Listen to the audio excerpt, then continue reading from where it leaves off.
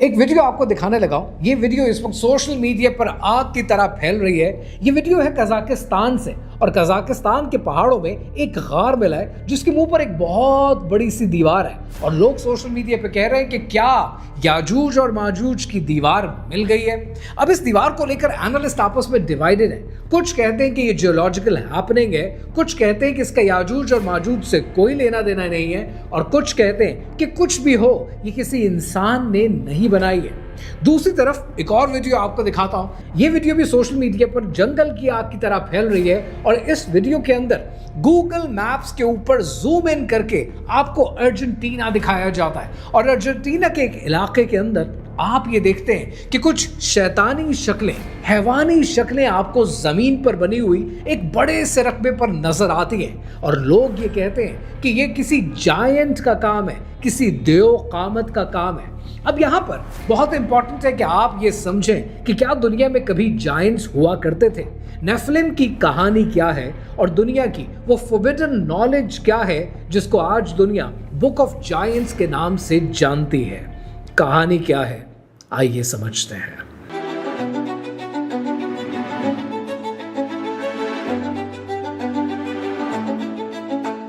یہ کہانی شروع ہوتی ہے سن 1947 میں، جب ایک 15 سال کا بدو گڈریا قمران کے قریب جوڈین ڈیزرٹ کے اندر اپنی ایک گمشدہ بکری کو ڈھونڈ رہا ہوتا ہے. اسے یقین ہوتا ہے کہ اس کی بکری ایک غار میں جا چکی ہے. وہ اپنی بکری کی حرکت نوٹ کرنے کے لیے اس غار کے اندر ایک پتھر مارتا ہے تاکہ اس کی بکری ہلے گی اور اسے اندازہ ہو جائے گا کہ کیا اسے اس غار میں جانا ہے کہ نہیں. لیکن اس کے پتھر مارنے کے بعد اسے بکری کی آواز نہیں آتی، اسے آواز آتی ہے کسی نہ کسی برتن کے ٹوٹنے کی. وہ غار کے اندر جھانکتا ہے اور غار میں شدید گھپ اندھیرا ہوتا ہے. وہ ہمت کر کے غار کے اندر جاتا ہے اور وہ یہ دیکھتا ہے کہ جو چیز ٹوٹی ہے وہ مٹی کے پرانے زمانے کے مرتبان ہوتے ہیں. وہ ان مرتبانوں کو کھولتا ہے تو اس کے اندر اسے چمڑے میں لپٹی ہوئی پرانی بوسیدہ کتابیں ملتی ہیں. وہ ان کتابوں کو اٹھاتا ہے اور بازار میں جا کر 24 پاؤنڈ میں بیچ دیتا ہے. لیکن ان کتابوں کے منظر عام پر آتے ہی آرکیولوجیکل کمیونٹی کے اندر کھلبلی مچ جاتی ہے، کیونکہ یہ کتابیں آج سے 2000 سال پرانی ہیں. اور ان کتابوں کا جیسے ہی آرکیولوجیکل کمیونٹی میں پتہ چلتا ہے، 1947 سے لے کر 1956 تک ان غاروں کی کھدائی کا کام شروع ہوتا ہے، اور کل ملا کر 11 غاروں میں سے 981 سکرولز دریافت ہوتے ہیں. یہ سب وہ کتابیں ہیں جو حضرت عیسیٰ علیہ السلام کے دور سے بھی پہلے لکھی گئی تھی.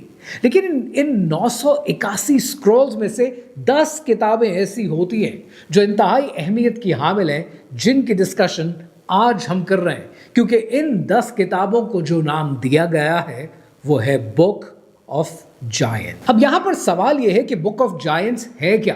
بک آف جائنٹس وہ مینوسکرپٹ ہے جو 3 صدی قبل مسیح میں لکھی گئی ارمیک زبان کی کتاب ہے، اور اس کتاب کا direct link book of Enoch سے بنتا ہے.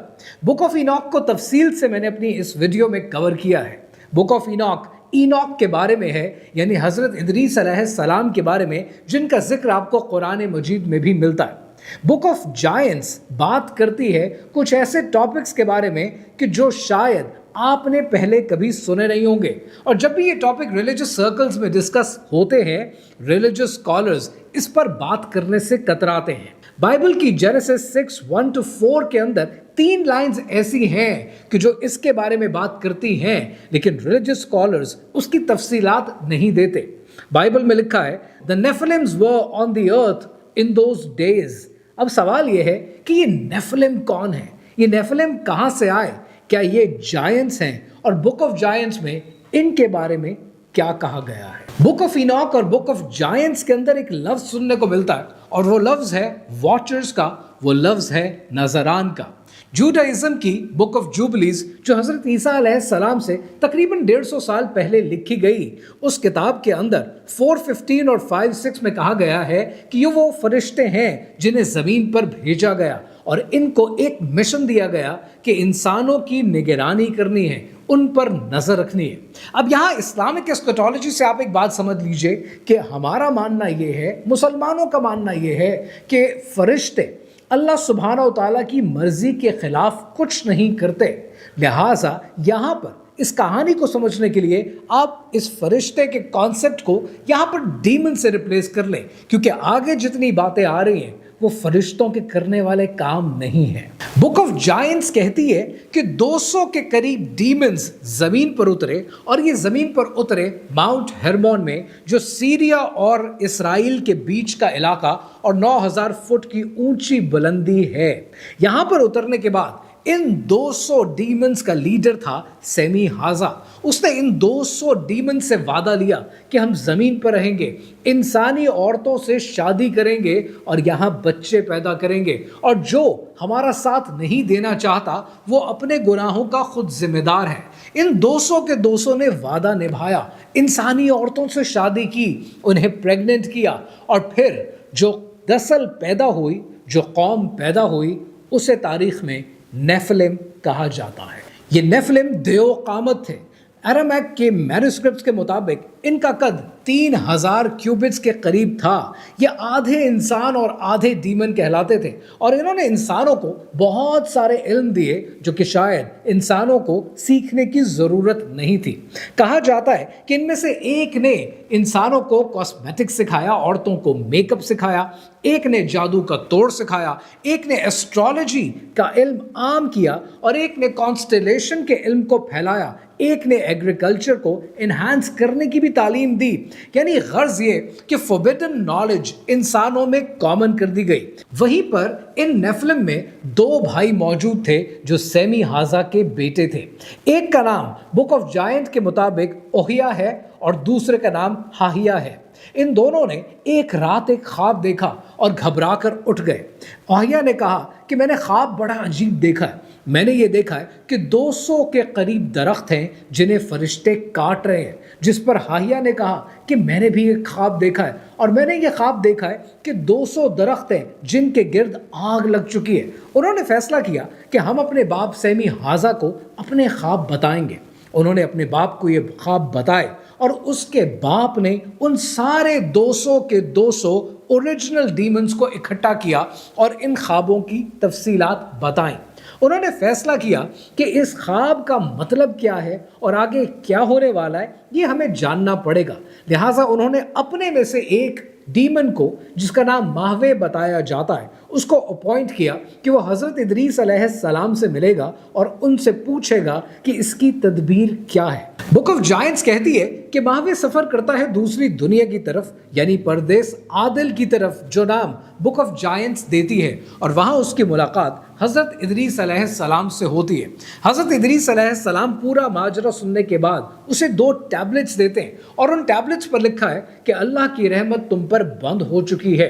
اب یہاں پر یہ بات سمجھنی چاہیے کہ بک آف جائنٹس بیسیکلی کہتی کیا ہے۔ وہ کہتی یہ ہے کہ یہ جائنٹس، یہ نیفلم اس دنیا پر موجود تھے، اور انہوں نے اس دنیا میں بہت فوربیڈن نالج پھیلایا، اور جو کچھ کھا سکتے تھے وہ اس دنیا میں کھا گئے۔ پھر انہوں نے جانوروں کو کھانا شروع کر دیا، اور پھر انہوں نے انسانوں کو کھانا شروع کر دیا۔ جو انسان مر گئے وہ ان کی روحیں جب عرش پر پہنچی تو انہوں نے اللہ سبحانہ وتعالیٰ سے عرض کی کہ یا اللہ، انہوں نے دنیا میں فساد برپا کر رکھا ہے۔ اب یہاں سے کہانی کو کنیکٹ کرتے ہیں واپس ماہوے اور حضرت ادریس علیہ السلام کی according to book of giants دی گئی ٹیبلٹس کی جانب۔ ماہوے یہ ٹیبلٹس لے کر واپس 200 جائنٹس کے پاس، 200 ڈیمنز کے پاس آتا ہے، اور بجائے اس کے کہ ڈیمنز توبہ کرتے، استغفار کرتے، وہ فیصلہ کرتے ہیں کہ ہم کسی سے ڈریں گے نہیں۔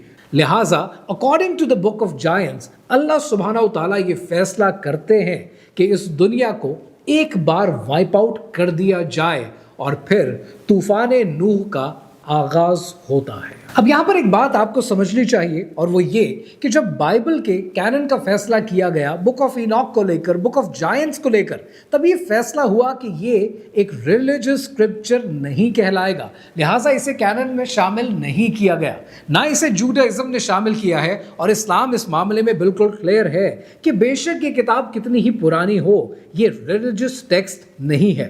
یہاں پر آپ ایک بات اور بھی ذہن میں رکھیے کہ جب جائنٹس کا ذکر آتا ہے تو آپ کو قرآن مجید میں سورہ الفجر کی آیت نمبر 6 سے 8 بھی پڑھنی چاہیے، کہ جہاں پر اللہ سبحانہ و تعالیٰ نے فرمایا، جس کا مفہوم ہے کہ آپ نے نہیں دیکھا آپ کے رب نے عاد والوں کے ساتھ کیا کیا، ارم والوں کے ساتھ जो सतूनों वाले थे, जिन जैसा कोई मुल्क में पैदा नहीं हुआ था। ये इरम वाले कौन थे? आज अगर आप हिस्ट्री उठाकर देखें तो आप ये देखते हैं कि 1973 में सीरिया के अंदर एक इलाका एबला, जहां पर रिसर्च होती है और उनको बाग़े इरम के कुछ खंडरात मिलते हैं। लाइकवाइज 1990 की दिहाई में नासा अपनी सैटेलाइट्स के जरिए ओमान के अंदर एक पुराने शहर को डिस्कवर करता है और इसे भी बाग़े इरम से तशबीह दी जाती है। आज आप देखते हैं कि दुनिया में बड़े बड़े स्ट्रक्चर्स मौजूद हैं जिन्हें दुनिया माउंटेन्स माना करती थी, पहाड़ माना करती थी, लेकिन आज मानती है कि ये बड़े बड़े दरख्त थे। और इन दरख्तों की वजह क्या थी? इन दरख्तों को उगाया किसने? ये स्ट्रक्चर्स कैसे पैदा किए गए? आपको कौमे समूद का जिक्र मिलता है।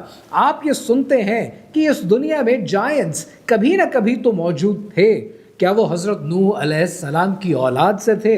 और क्या याजूज और माजूज जो हज़रत नूह अलैहिस्सलाम की औलाद से होंगे, क्या वो भी जायंट्स में शुमार किए जा सकते हैं? कौमे आद और कौमे समूद की मौजूदगी एक हकीकत है, क्योंकि अल्लाह सुब्हानहू तआला ने इसके बारे में इरशाद फरमाया है। और ये वो लोग थे कि जिनका कद 90 फुट तक पहुंचता था। लेकिन ओकल्ट कहानियां ऐसी कौन सी हैं जो आज तक आप तक पहुंची नहीं? ऐसी कौन सी ओबेलिस्क के मीनारों की कहानियां हैं जो दुनिया में तो मौजूद हैं लेकिन किसी ने आपको कभी बताई नहीं? या फिर बुक ऑफ जायंट्स की ऐसी कौन सी दास्तानें हैं जो शायद हकीकत हैं लेकिन जानबूझकर आपसे छुपाई गई?